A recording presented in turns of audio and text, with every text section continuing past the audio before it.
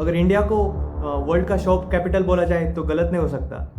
हमारे यहाँ पे कहावत है कि जितनी चादर है उतने ही पैर पसारने चाहिए। लेकिन आजकल इंडिया में सैलरी 30,000 भी नहीं होती और खर्चे 50,000 तक पहुँच जाते हैं। इवन लो सैलरी वाले लोगों में भी शॉप का क्रेज इतना है कि वो अपनी पूरी सेविंग उड़ा देते हैं। बराबरी करने की सोच रहे हो? इसका चार्जर ही 5,000 का आता है। आईफोन भी ले ही लिया, सुना है लोंडिया आईफोन पे मरे। तुम्हारे एंड्रॉइड के कैमरे को टक्कर देने के लिए हमारे एप्पल का आईफोन 6 ही काफी है। मिडिल क्लास तो शॉप के चक्कर में पूरी बैंकक्रफ्ट होती जा रही है। हाथ में 3 कैमरा वाला फोन होगा, पैरों में नाइक के जॉर्डन होंगे और घर से निकलेंगे तो लग्जरी गाड़ी में। और ये सब की सब चीज़ें इन्होंने EMI पर ली हुई होती है। आपको लगेगा कि क्या ज़बरदस्त लाइफस्टाइल है, कोई अमीर आदमी होगा, बट रियलिटी है कि महीने की पहली तारीख को फ़ोन से लेकर गाड़ी तक सबकी EMI कट जाती है। पूरी सैलरी इसी में कट जाती है। फिर घर का राशन क्रेडिट कार्ड से मंगवाया जाता है। पहले घरों में चेतक स्कूटर हुआ करता था जिसमें 4 लोगों की फैमिली खुशी खुशी से रहा करती थी। और आजकल हालत ऐसी हो चुकी है कि एक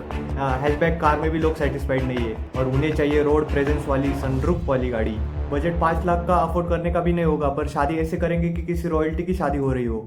सब सिर्फ शौक के लिए कर रही है। रिश्तेदारों में, पड़ोसियों में दिखाने की कोशिश होती है कि हम क्या चीज़ है। शॉप कल्चर आजकल इतना बड़ा हो चुका है कि जेन जी अपनी आधी सैलरी सिर्फ कॉन्सर्ट शो में उड़ा देता है। और जो लोग नहीं जा पाते वो फेक वीडियोस खरीदते हैं और अपनी इंस्टाग्राम पे अपलोड करके फ्लॉन्ट मारते हैं कि हम कॉन्सर्ट में गए थे। इसी का नतीजा है कि पिछले 4 सालों में क्रेडिट कार्ड NPA 500% से बढ़े हैं। ये शो ऑफ कल्चर इंडिया के यूथ को हिस्ट्री की सबसे गरीब जनरेशन कैसे बनाते जा रहा है, चलिए आज समझते हैं। अगर हिस्ट्री में देखा जाए तो इंडिया में शोबाजी हमेशा से चलती आ रही है, बस डिफरेंस स्केल्स और एस्पिरेशन में आ गया। अपने दादी और बाबा के ज़माने में देखो, जब दहेज में साइकिल और वॉच मिलती थी तो उसी से रोला जम जाता था। फिर थोड़ा और आगे आते तो दहेज में स्कूटर मिलना बहुत बड़ी बात मानी जाती थी। इस टाइम पर शादियाँ भी बहुत सिंपल सी हुआ करती थी। बस डिफरेंस ये होता था कि किसी ने थोड़े लोगों को खाना खिला दिया और किसी ने पूरे गांव को ही खाना खिला दिया। फिर 90s में कुछ मूवी ऐसी बनी जिसमें शादियों को एक ग्रैंड सेलिब्रेशन की तरह दिखाया जाने लगा। हल्दी, मेहंदी, संगीत, हर फंक्शन को दिखाया जाने लगा। फिर इससे इन्फ्लुएंस होकर नॉर्मल लोग भी ऐसी बड़ी बड़ी शादियाँ ऑर्गेनाइज करने लगे।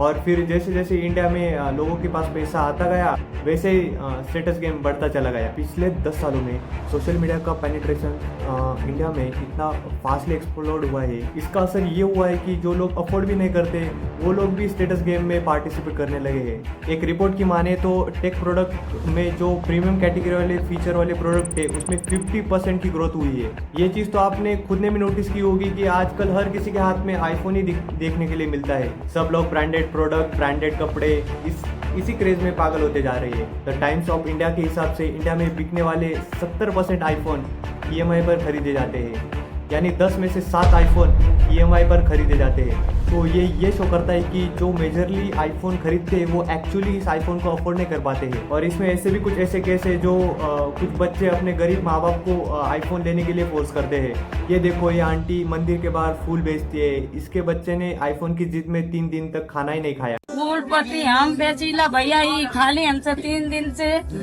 खाना ना खा। और इस बेचारे ने इसकी पूरी सेविंग एक आईफोन में लगा दी, फिर इसका बेटा एक आईफोन खरीद पाया। और ऐसे एक 18 साल का लड़का जो अपने पापा से आईफोन की जिद कर रहा था और उन्होंने जब नहीं दिया तो उसने सुसाइड ही कर लिया। सिर्फ एक मोबाइल के लिए लोगों के अंदर इतना पागलपन है। आईफोन इतने डिजायरेबल क्यों है पता है आपको? क्योंकि इसकी एक प्रीमियम प्रोडक्ट की तरह मार्केटिंग किया जाता है। और दूसरा ऐसा कि हमेशा से एप्पल प्रोडक्ट सेलिब्रिटी लोग और सोसाइटी के रिच लोग यूज करते हुए आए हैं। इंडिया में भले अमीर बन ना पाए पर इंडिया में सबको अमीर दिखना जरूर होता है। ऐसा एक क्रेज आजकल एक SUV गाड़ी के साथ भी चल रहा है। इंडिया में लास्ट 24-25 फाइनेंशियल ईयर में 4.3 मिलियन कार सेल हुई थी, जिसमें सबसे ज़्यादा SUV बिक रही थी। इनफैक्ट अप्रैल में देखा जाए तो टॉप 5 में 4 SUV कार्स थी। महिंद्रा कंपनी जो सिर्फ SUV गाड़ी ही बनाती है उनमें 28% की ग्रोथ हुई थी। क्रेटा, ब्रेजा, नेक्सॉन, स्कॉर्पियो, पंच, थार, सेल्टॉस एकदम हाई वॉल्यूम में बिक रही है। इतना कि मारुति जैसी कंपनियों ने K10 एस्प्रेसो जैसी स्मॉल गाड़ियों की प्रोडक्शन 45% से कम कर दी है। SUV का पॉपुलैरिटी का रीजन ये नहीं कि इंडियन की इनकम बहुत तेजी से बढ़ती जा रही है, उल्टा रियलिटी ये है कि एक कार कंपनी अपना पूरा स्टॉक भी नहीं बेच पा रही है। लेकिन मासेस में SUV का क्रेज इतना बढ़ चुका है कि इंडिया जैसे कंट्रियों के लिए एक कॉम्पैक्ट साइज SUV बनानी पड़ रही है, यानी SUV जैसी दिखने वाली कार जो बजट में आ सके, जैसे कि टाटा की पंच, किया की सोनेट, होंडा की वेन्यू। SUV खरीदने वाले लोग रीजन देते हैं कि रोड खराब है, इसलिए वो हाई ग्राउंड वाली क्लियरेंस वाली गाड़ी खरीदनी चाहते हैं। बट इन रियलिटी उन्हें चाहिए एक रोड प्रेजेंस वाली गाड़ी कि वो घर से जब निकले तो दूर दूर तक दिखना चाहिए कि भाई कोई बड़ी गाड़ी वाला आदमी आया है, यानी कि टोटल शो ऑफ। इससे भी एक डम्प ट्रेंड चला है फेक कॉन्सर्ट वाली स्टोरियों का। आपने देखा होगा कि पिछले 2-3 सालों में बहुत सारे इंटरनेशनल आर्टिस्ट इंडिया में आए थे और इन्होंने मुंबई, अहमदाबाद जैसे बड़े बड़े शहरों में शोज ऑर्गेनाइज किए, जैसे कि कोल्डप्ले आया था, डिओ लिपा, एड शीरन, ऐसे बहुत सारे कॉन्सर्ट हुए थे। इन्होंने इंडिया में बड़े बड़े स्टेडियम सेल आउट कर दिए थे। और आपको तो पता ही होगा कि जो लोग इनके कॉन्सर्ट में जाते हैं तो आधे लोगों को इनके गाने के बारे में भी नहीं पता होता है। जब कोल्डप्ले की वीडियो सोशल मीडिया पे आई तो सब डेड क्राउड ही था, यानी कि बहुत सारे लोग इनके गाने इनके साथ गा ही नहीं पा रहे थे। वो तो सिर्फ कूल दिखने के लिए वहाँ पे गए थे, क्योंकि उन्होंने ऐसा सुना था कि कोल्डप्ले जैसा कोई बैंड इंडिया में आ रहा है और मुझे देखने जाना है। और एक देखो जो 20-30 हज़ार वाले टिकट खरीदने वाले लोग हैं, ये तो पूरे बैंड मेंबर वाले के नाम भी बता नहीं पा रहे हैं। Are you a Coldplay fan?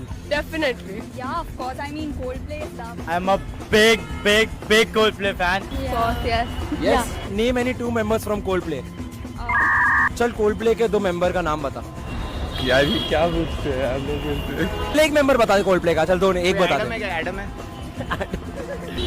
Chris Brown. Yeah, Chris Brown. That's all I know. फिर एक मरून 5 के कॉन्सर्ट के टाइम पे पता चला कि इंस्टाग्राम पर ऐसे भी अकाउंट है जो आपसे पैसा लेकर कोल्डप्ले के स्टोरियों में आपको टैग कर देंगे, यानी किसी लड़की और लड़के का फेक अकाउंट होगा और उसकी स्टोरियों में आपको मेंशन कर दिया जाएगा, ताकि आप अपनी स्टोरी पर उसे शेयर कर सको और अपने फॉलोअर को फ्लेक्स कर सको कि मैंने कॉन्सर्ट अटेंड किया था जिसकी टिकट की प्राइस ही हज़ारों में आती है। हमारे देश पर इस लेवल पर शो ऑफ किया जा रहा है, इसलिए मैं ये भी नहीं कह सकता हूँ कि पहले की जनरेशन शो ऑफ करती थी और ये जनरेशन शो ऑफ नहीं करती है। और आजकल आपने एक और नोटिस किया होगा कि आजकल प्री वेडिंग फोटोज और वीडियोस का ट्रेंड वायरल हो रहा है। इसके लिए भी लोगों ने फेक सेट पर जाकर वीडियो शूट करना चालू कर दिया है, ताकि ऐसा लगे कि उन्होंने उदयपुर जाकर शूट करवाया है या किसी फॉरेन कंट्री में जाकर शूट करवाया है।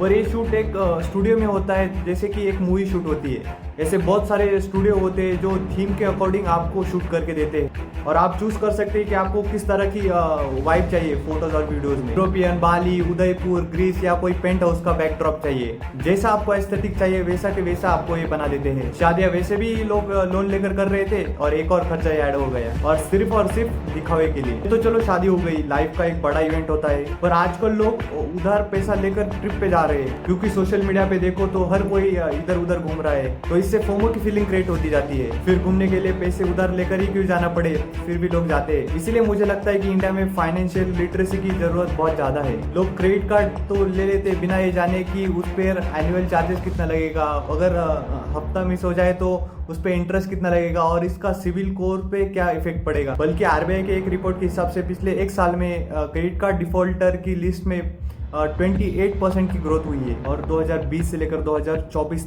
के बीच में क्रेडिट कार्ड एनपीए यानी नॉन परफॉर्मिंग एसेट्स, यानी कि बैंक को ऐसा लगता है कि ये पैसा हमें रिटर्न आएगा, इसकी ग्रोथ 500% से बढ़ी है। और इसका एक रीज़न है रेकलेस कंज्यूमर स्पेंडिंग। एक फेक लाइफस्टाइल दिखाने के चक्कर में एक अच्छे खासे कमाने वाले लोग भी लोन का शिकार होते जा रहे हैं, और लोगों को पता ही नहीं होता है कि उनका पैसा कहाँ आता है और कहाँ निकल भी जाता है। इसका मेरे हिसाब से एक सोल्यूशन ये भी हो सकता है कि गवर्नमेंट को कंज्यूमर लोन को रेगुलेट कर देना चाहिए। हमारे देश में स्मॉल लोन्स एकदम इजीली मिल जाते हैं, दुनिया भर की ऐप है जो ये स्मॉल लोन देती रहती है। अगर आपको ये लोन नहीं भी चाहिए फिर भी ये आपको दिन में 10 बार कॉल कर करके पूछेंगे कि सर आपको कोई पर्सनल लोन चाहिए, अरे पर्सनल लोन नहीं चाहिए तो फ्यूचर के लिए लेकर रखो। हर ऐसे फेक कंपनियों के दिन में 10 एसएमएस आते रहते हैं और लोग इनको बिना देखभाल किए लोग ऐसे फेक लोन लेते रहते हैं और फिर बाद में ये ऐसे फ्रॉड कंपनी आपसे लोन भरवाती रहती है। बस यही था मेरी साइड से, बाकी एट द एंड आपका पैसा आपका डिसीजन। बस मेरा मानना यही था कि अगर आप 100 रुपए कमा रहे हो तो किसी मोबाइल पे या किसी चीज के ऊपर 200 रुपए मत खर्च करो लोन लेकर। ये बहुत खराब फाइनेंशियल प्लानिंग है, इससे आपको बहुत ज्यादा प्रॉब्लम हो सकती है। और हाँ, सिर्फ शॉप के चक्कर में या किसी को दिखाने के चक्कर में सिर्फ पैसा मत खर्च करो। अगर आपको उसकी सच में जरूरत है तभी खरीदना। ये मेरी सिर्फ पर्सनल एडवाइस है, बाकी मैंने तो कहा है आपका पैसा आपका डिसीजन। और हाँ, लास्ट में एक और चीज कि मैं इस प्लेटफॉर्म पे नया हूँ, अभी 3-4 ही वीडियो हुए तो बहुत सारे ग्रामर मिस्टेक भी हो जाते हैं वीडियो में, क्योंकि मैं एक मराठी बैकग्राउंड बिलोंग करता हूँ, क्योंकि मैंने बचपन से मराठी ही बोलते आया हूँ। तो हिंदी वर्ड बोलते वक्त बहुत सारे ग्रामर मिस्टेक भी हो जाते हैं, तो इसको थोड़ा मैनेज कर लेना। और हाँ, अगर मेरे वीडियो आपको पसंद आए तो लाइक शेयर सब्सक्राइब भी कर देना। तो इस वीडियो के लिए इतना ही था, बाकी मिलते हैं नेक्स्ट वीडियो में। Thank you.